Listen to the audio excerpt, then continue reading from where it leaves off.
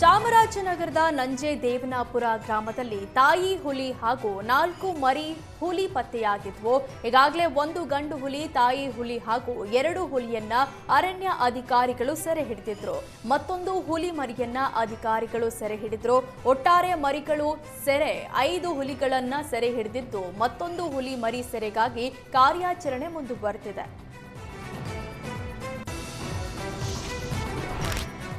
Bidadi township ವಿಚಾರವಾಗಿ DK Shivakumar ಹಾಗೂ HDK ನಡುವೆ ಜಟಾಪಟಿ ಜೋರಾಗಿದೆ. ಇದೇ ವಿಷಯಕ್ಕೆ ಮಾಗಡಿಯಲ್ಲಿ ಶಾಸಕ ಎಚ್ಸಿ ಬಾಲಕೃಷ್ಣ ಪ್ರತಿಕ್ರಿಯೆ ನೀಡಿದ್ರು. ಬಿಡದಿ ಟೌನ್ಶಿಪ್ ಯೋಜನೆ ಬಗ್ಗೆ ಚರ್ಚೆ ಮಾಡಲು ನಾವು ರೆಡಿ ಇದ್ದೇವೆ, ರಾಮನಗರಕ್ಕಾದ್ರೂ ಬನ್ನಿ, ಬಿಡದಿಗಾದ್ರೂ ಚರ್ಚೆಗೆ ಬನ್ನಿ ಅಂತ ಕುಮಾರಸ್ವಾಮಿಗೆ ಬಾಲಕೃಷ್ಣ ಟಾಂಗ್ ಕೊಟ್ರು. ಈ ಯೋಜನೆ ಯಾರ ಪಾಪದ ಕೂಸು ಅಂತ ಕುಮಾರಸ್ವಾಮಿ ಸ್ಪಷ್ಟಪಡಿಸಲಿ. ಜನರನ್ನ ಯಾವಾಗಲೂ ಮೋಸ ಮಾಡಲು ಆಗಲ್ಲ, ನೈಸ್ ಆಗಿ ಮಾತಾಡಿಕೊಂಡು ಒಂದೊಂದು ಬಾರಿ ಒಂದೊಂದು ಹೇಳಿಕೆ ಕೊಡೋದು ಬೇಡ ಅಂತ ಕುಮಾರಸ್ವಾಮಿ ವಿರುದ್ಧ ಬಾಲಕೃಷ್ಣ ಕಿಡಿಕಾರಿದ್ರು. ಚರ್ಚೆ ಮಾಡೋದಕ್ಕೆ ನಾವು ಸಿದ್ಧ ಇದ್ದೀವಿ. ಕುಮಾರಸ್ವಾಮಿ ಅವರು ಕೇಂದ್ರ ಮಂತ್ರಿಗಳಾಗಿದ್ದಾರೆ, ಅವರು ಟೈಮ್ ಇಂಪಾರ್ಟೆಂಟ್. ಅವರು ಯಾವತ್ತಾರ ನಿಗದಿ ಮಾಡಲಿ, ನಾವು ಹೋಗಿ ಚರ್ಚೆ ಮಾಡ್ತೀವಿ. ಈ ಪಾಪದ ಕೂಸು ಯಾರ ಕಾಲದಲ್ಲಿ ಪ್ರಾರಂಭ ಆಯಿತು, ಇದನ್ನು ಬೇರೆಯವ್ರ ಮೇಲೆ ಹೊರ್ತಕ್ಕಂಥ ಪ್ರಯತ್ನ ಯಾತಕ್ಕೋಸ್ಕರ ಕುಮಾರಸ್ವಾಮಿ ಅವರು ಮಾಡ್ತಾವ್ರೆ ಅಂತ ಗೊತ್ತಿಲ್ಲ. ಅವರು ಚರ್ಚೆ ಮಾಡೋಕ್ಕೆ ನಾವು ಸಿದ್ಧ ಇದ್ದೀವಿ. ರಾಮನಗರದಲ್ಲಿ ಬೇಕಾದ್ರೂ ಚರ್ಚೆ ಮಾಡ್ತೀವಿ, ಬೈರಮಂಗಲದಲ್ಲಿ ಬೇಕಾದ್ರೂ ಚರ್ಚೆ ಮಾಡ್ತೀವಿ, ಬಿಡದಿಲ್ ಬೇಕಾದ್ರೂ ಚರ್ಚೆ ಮಾಡ್ತೀವಿ. ಅವರೇ ದಿನಾಂಕ ಮತ್ತು ಟೈಮ್ ನಿಗದಿ ಮಾಡಲಿ, ನಾವೆಲ್ಲ ಬಂದು ಚರ್ಚೆ ಮಾಡ್ತೀವಿ.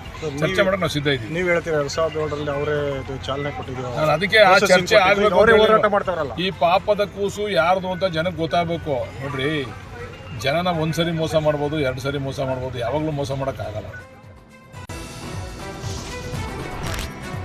ಕೊಡಗಿನ ಕುಶಾಲನಗರದಲ್ಲಿ ಅದ್ದೂರಿಯಾಗಿ ಹಿಂದೂ ಸಂಗಮ ಶೋಭಾಯಾತ್ರೆ ನಡೆಸಲಾಯಿತು.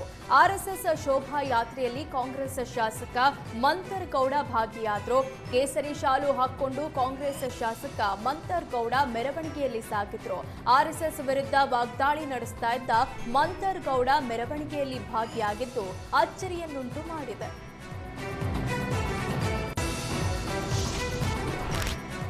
ವಾರದಲ್ಲಿ 5 ದಿನ ಮಾತ್ರ ಕೆಲಸದ ಅವಧಿಗೆ ಒತ್ತಾಯಿಸಿ ಬ್ಯಾಂಕ್ ನೌಕರರು ಮುಷ್ಕರ ನಡೆಸ್ತಾ ಇದ್ದಾರೆ. ಮೈಸೂರು ಬ್ಯಾಂಕ್ ಸರ್ಕಲ್ ಬಳಿ ಬ್ಯಾಂಕ್ ವ್ಯವಹಾರ ಸ್ಥಗಿತಗೊಳಿಸಿ ನೂರಾರು ಸಿಬ್ಬಂದಿ ಪ್ರತಿಭಟನೆಯಲ್ಲಿ ಭಾಗಿಯಾಗಿದ್ದಾರೆ. ಕಳೆದ 3 ದಿನದಿಂದ ಸರ್ಕಾರಿ ರಜೆ ಜೊತೆಗೆ ಇಂದು ಮುಷ್ಕರದ ಎಫೆಕ್ಟ್ ಗ್ರಾಹಕರಿಗೆ ತಟ್ಟಿದೆ. ಮೊಬೈಲ್ ಬ್ಯಾಂಕಿಂಗ್, ಇಂಟರ್ನೆಟ್ ಬ್ಯಾಂಕಿಂಗ್ ಮೂಲಕ ವ್ಯವಹಾರಕ್ಕೆ ಯಾವುದೇ ಸಮಸ್ಯೆ ಇಲ್ಲ.